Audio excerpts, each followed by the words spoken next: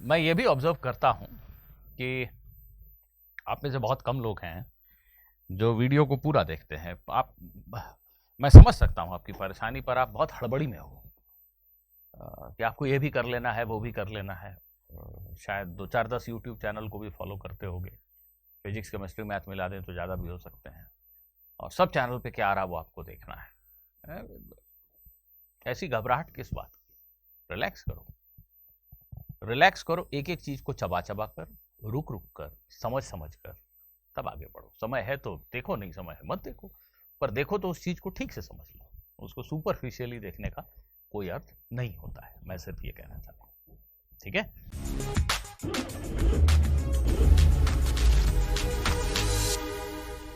आइए, ये है इंटरेस्टिंग क्वेश्चन। हालांकि ये जो क्वेश्चन आप ही ने शायद शायद कमेंट सेक्शन में ही है, if I am correct.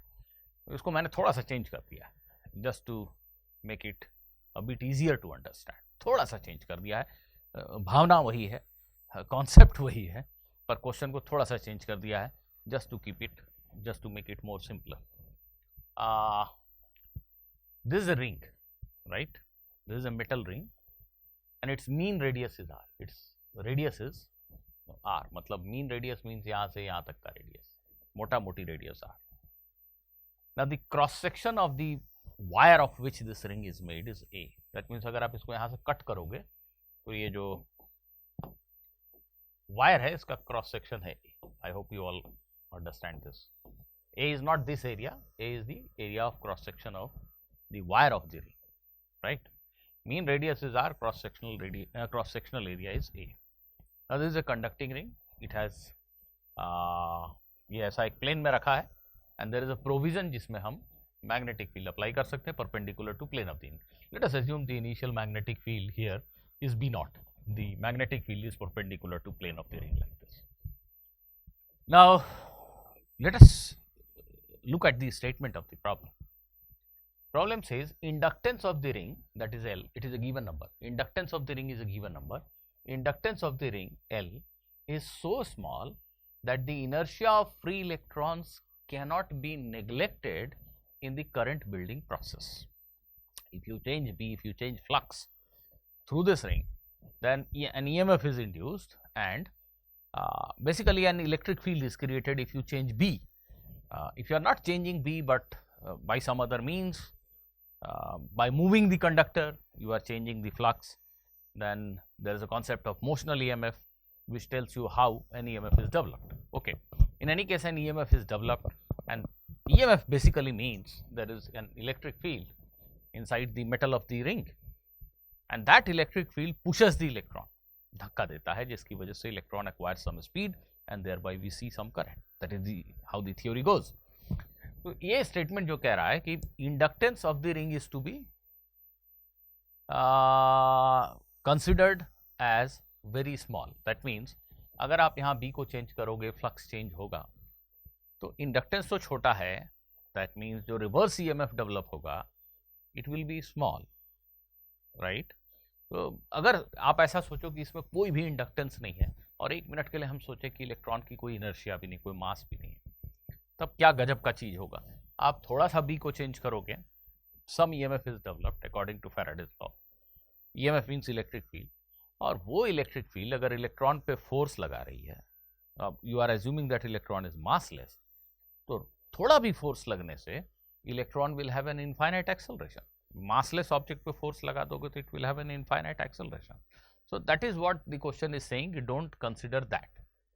Electrons do have finite mass. Assume that electrons have mass. तो उन पे जब इलेक्ट्रिक फील्ड फोर्स लगाएगी तो ऑल ऑफ ए सडन उनकी स्पीड जो है 0 से 100 नहीं हो जाएगी. It is going to take some time. They have inertia, they have got mass, so we have to consider the inertia of electron. That means their speed will grow gradually. It cannot change suddenly during the current building process. What is current building process? ये क्या बोल रहा है, अभी समझ में आएगा शायद. हाँ, अब ये क्वेश्चन कहता है कि density of free electrons in this material is n number of free electrons पर क्यूबिक मीटर. जिस मटेरियल का रिंग बना है, mass of electron is small m and charge of electron is e. m and e are given numbers. Now we have to find the current developed in the ring. We have to find the value of current developed in the ring if magnetic field is decreased from B naught to 0. ये जो magnetic field है B naught, इसको अगर हम B naught से 0 कर दें, घटाते जाएं और लास्ट में 0 कर दें, तो at the end of that period what will be current that will be circulating here in this ring, हमें ये बताना है। फिर से मैं रिपीट कर दूं, अगर हम इलेक्ट्रॉन के इनर्शिया को नहीं लेंगे और रिंग का इंडक्टेंस भी छोटा है ऐसा मानेंगे, तो फिर तो जैसे ही मैग्नेटिक फील्ड को थोड़ा सा बदलेंगे, थोड़ा सा ईएमएफ मतलब थोड़ी सी फील्ड इलेक्ट्रिक फील्ड आएगी, इंड्यूस्ड इलेक्ट्रिक फील्ड पढ़ा है तो आप मेरी बात समझ रहे हो। जो इलेक्ट्रिक फील्ड आएगी वो इलेक्ट्रिक फील्ड तो इलेक्ट्रॉन को एकदम जबरदस्त स्पीड दे देगी, so the current will become infinite. Question कह रहा है नहीं, ऐसा आप मत सोचो, ठीक है। ये रिंग का इंडक्टेंस छोटा है पर है कुछ, पर छोटा है तो जो बैक ईएमएफ जनरेट होगा वो भी बहुत बड़ा नहीं है। और इलेक्ट्रॉन का मास आपको अकाउंट में लेना है, तो इलेक्ट्रॉन की speed all of a sudden 0 से 100 नहीं हो सकती। इन चीज़ों को अकाउंट में लेते हुए बताइए कि अगर हम मैग्नेटिक फील्ड की वैल्यू को B नॉट से 0 लेके जाएंगे तो how much will be the value of final current, that is the question. आप में से किसी को अगर सोचने की इच्छा हो रही है तो सोचिए, मैं स्क्रीन से हट जा रहा हूँ, नेसेसरी डेटा और डिटेल्स आप कैप्चर कर लीजिए और खुद से ट्राई करने की कोशिश कीजिए। देखो यहाँ दो बातें हैं। किसी मान लीजिए मैग्नेटिक फील्ड जो है उसको आप B डॉट से 0 की तरफ लेके जा रहे हैं, कहीं बीच के टाइम t पे हम हैं। अभी आपने मैग्नेटिक फील्ड को B नॉट से कम करना शुरू किया, कुछ समय के बाद वो 0 हो जाएगा। हम कोई एक बीच का इंटरमीडिएट टाइम ले लेते हैं t, ठीक।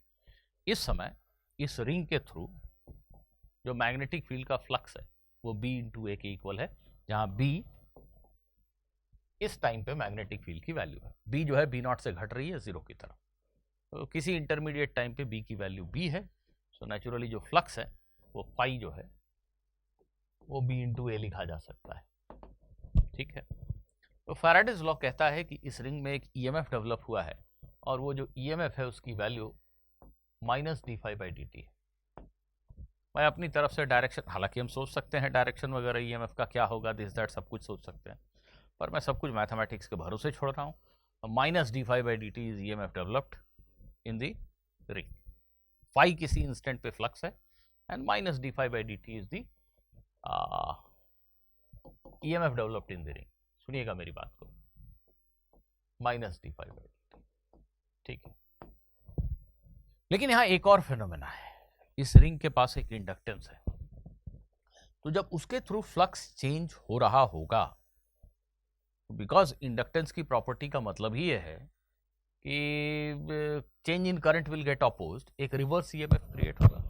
ये वायर जब तक सीधा है, इलेक्ट्रिक सर्किट के पॉइंट ऑफ व्यू से इसमें एक ही प्रॉपर्टी है रेजिस्टेंस की, लेकिन इसको जैसे ही ऐसे लपेट दिया, घुमा दिया, अब इसमें फिर से एक रेजिस्टेंस के अलावा नई प्रॉपर्टी पैदा हो गई, कुंभकर्ण वाली प्रॉपर्टी, जिसको हम इंडक्टेंस कहते हैं।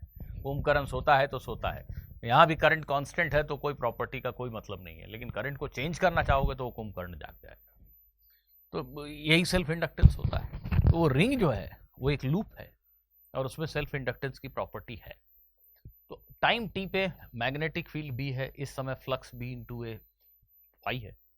इस समय मान लेते हैं कि उस रिंग में करंट I है, तो प्लीज ध्यान दीजिएगा, माइनस LdI/dt एक रिवर्स एक ईएमएफ पैदा होगा। मैं आप सोचना चाहें तो बिल्कुल सोच सकते हैं, बहुत कठिन नहीं है, सिंपल है, पर मैं सब कुछ मैथमेटिक्स के भरोसे छोड़ रहा हूँ। Minus d∅/dt is the flux produced, is the EMF produced because of rate of change of flux when the external field is being changed. Now because that loop has got property of self-inductance, so there will be an EMF generated in that will be minus LdI/dt. So the entire EMF in that loop at any point in time will be this much. This is arising because of external field getting changed. This is arising because current in the loop is getting changed, and therefore because of the property of self-inductance there is an EMF. So the total EMF at any time t in the loop will be this much. I hope you all agree to me.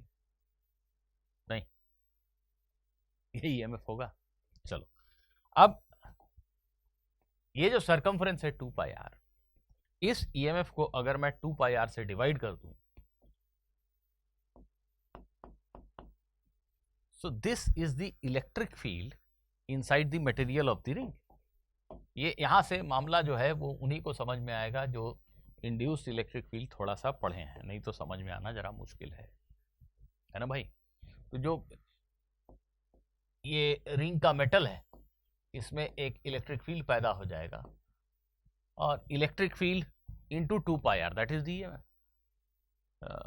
electric, because the situation is symmetric, everywhere the electric field will have same value, there is no reason कि यहाँ और यहाँ अलग हो। तो electric field into this length circumference 2 pi r will be the EMF. So what I have done is net EMF divided by 2r is the electric field. अब ये electric field जो है वो किसी एक इलेक्ट्रॉन, किसी एक फ्री इलेक्ट्रॉन के बारे में सोचते हैं, जो ये मेटल के अंदर एक फ्री इलेक्ट्रॉन है उसके बारे में सोचते हैं। तो यहाँ जो फ्री इलेक्ट्रॉन है इसके बाद इसके ऊपर ये इलेक्ट्रिक फील्ड एक फोर्स लगाएगी, ये इलेक्ट्रिक फील्ड इनटू इलेक्ट्रॉन पे चार्ज, ये फोर्स होगा इलेक्ट्रॉन के ऊपर। किसी भी इंस्टेंट पे, बीच के टाइम टी पे, जब मैग्नेटिक फील्ड घट रही है, फ्लक्स चेंज हो रहा है, रिंग में करंट आई हो चुका है, इस वक्त ये ईएमएफ है, EMF divided by 2 pi R is electric field into E is force on electron, and ये फ्री इलेक्ट्रॉन के ऊपर जो फोर्स है, this can be written as mass of the electron into dv by dt, where v is the speed acquired by the free electrons, any free electron. यही drift speed है basically, but I am simply writing it as v right now. So अभी अगर electrons time t तक आते आते electrons की speed v हो चुकी है, तो dv by dt is acceleration of any one electron times mass. This is the net force on acting on any one electron. This is EMF divided by 2 pi r. So this is the electric field inside the metal of the ring into charge on electron. This is the force, this is mass times acceleration. Very simple. So obviously this can be simplified as, I can cancel out dt and I can write it as dv is equal to, अब यहाँ से देखिएगा मैं गलत सलत कुछ कर सकता हूँ, ध्यान दीजिएगा जरा, m by 2 pi r minus d phi minus L di. I hope I have not committed any mistake. हाँ, मैं मिस्टेक ना करूं इसके चांस बड़े कम होते हैं। ये कुछ गलत लिख दिया ना, ये देखो dv, it is 1 by 2 pi mr into small e, ठीक, ये small E divided by m into 2 pi r, और ये minus D phi minus L D I, और इधर बच गया डी वी। अब ये सही है ना, integrate on both sides, integrate on both sides, D V, speed of any one electron increases from 0 to V D, the final drift speed V D, this is equal to E by 2 pi mr. Now integration of minus d phi, the initial flux is B naught A. No, don't write it as A. A is the cross section of this ring. Pi r square is this area. So I'll write B naught into pi r square. And finally, when the magnetic field becomes 0, the flux becomes 0. So flux changes from B naught pi r square to 0, and L is a constant. The value of current in the circuit changes from 0 to I, let us say. That means the final current is I, right? Looks very complicated, but it is not actually. अब मामला खत्म हो चुका है, आप समझ चुके हैं। देखिए एक स्टेप और, ये जो ड्रिफ्ट स्पीड है, ये जो ड्रिफ्ट स्पीड है, this is equal to E by 2 pi m r, and this will become 0 minus, so this will become B naught into pi r square, and this will become minus Li. I is the quantity that we are trying to calculate, the final current, and Vd is the final drift speed of electrons inside that ring. So all of you must be knowing कि किसी wire में अगर drift speed Vd है तो NeVd into A is the current. So VD can be actually written as final current I upon NEA, E by 2 pi mr B naught pi R square. अब board भर चुका है और मेरी इच्छा भी नहीं आगे बनाने की. इस टर्म में आई है और इस टर्म में आई है. इसको उठा के इधर कर दीजिए, आई कॉमन ले लीजिए and you get the value of I. Just simplify this for I. I is the final current in this loop. So this solves the problem, though it was bit difficult mostly for those students who are not aware of induced electric field. They might be finding this one very difficult.